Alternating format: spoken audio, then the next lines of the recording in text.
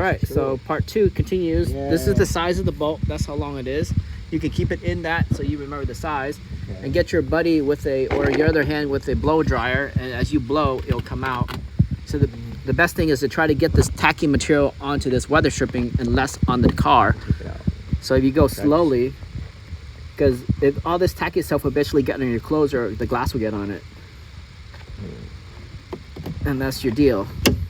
And keep that safe with stuff so it doesn't.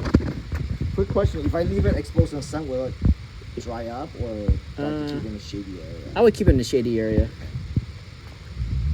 And so there's all your glass. You're gonna vacuum that up, take off the speaker, so you get in the glass, and then it's probably best to have another person come in with you with the glass, or else it might drop down. But you also need to get the window store switch back and run the window regulator into the bolts matches probably these holes.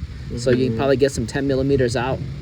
Because did you buy a junkyard glass or you bought a new glass? No, I bought a new glass. Does it come with like does it come with like a piece of metal underneath, or let me go take a look. I didn't even open it yet. Does it have like bolting material on it?